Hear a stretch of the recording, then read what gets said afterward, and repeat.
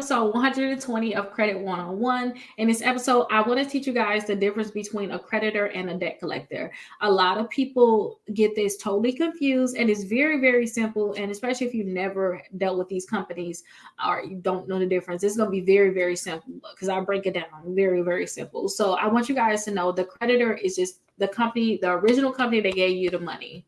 So think about the mortgage company. If you took out a mortgage, is who basically gave you the money for your house. Okay. They actually gave you the money. You signed documents with this company, or maybe they end up selling it to a new company. And this is right away. Like if they assigned it to a new company right away, this is not after you became delinquent, but right away, this is the company that gave you money. Some people may want to think of creditors as like if you're dealing with your credit cards, Capital One is the creditor. Discover is the creditor, is who gave you the money, is who's actually on your credit card too. Know that difference. Now, the debt collector is a company that actually bought the debt from the original company. They bought the debt from Capital One. They bought the debt from Discover. You may think of like Midland, LVMV Funding. These could be debt collectors. So definitely just know that if it's not the original company you signed a contract with, they coming after you saying, hey, we got this debt from so-and-so, and now we're collecting it on their behalf, then know that they're not the original creditor. They're a collector. Okay, they're a debt collector. So know the difference, because when you guys think about paying off certain debts, there's certain things that's going to apply with debt collectors and with creditors. They have certain rules, certain laws that they have to abide. Okay, so you guys want to know the difference in terms of like a creditor. If you guys have a creditor, and talk to an attorney, I'm just speaking off of stuff that I've learned personally. Okay. I just want to say that I'm not an attorney, can give you legal advice, but I know with like a creditor, I can't tell a creditor, hey, don't call my phone about this debt anymore.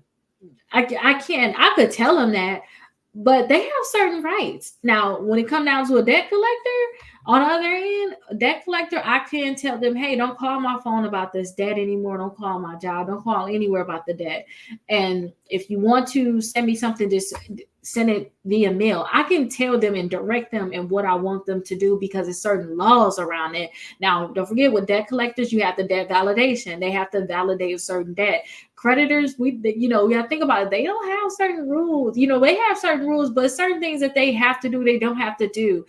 Debt validation is going to be very, very big with debt collectors, but we're going to get more into this. But you guys need to know the difference, because when you guys tackle certain debts, you need to know certain laws, certain rights, so that you don't just get mixed up, or you're not paying a wrong company or doing the wrong thing when you have certain rights, and maybe your rights were violated where you don't even have to pay them in the first place. And that's especially with these debt collectors. That's why I like when a lot of times debts go to the debt collectors, because it's like, okay, good, I don't, we have certain rules now, certain things that's going to apply, or I can trick the company, or I can make them mess up to the point where I don't have to pay them anymore. That's why I like debt collectors.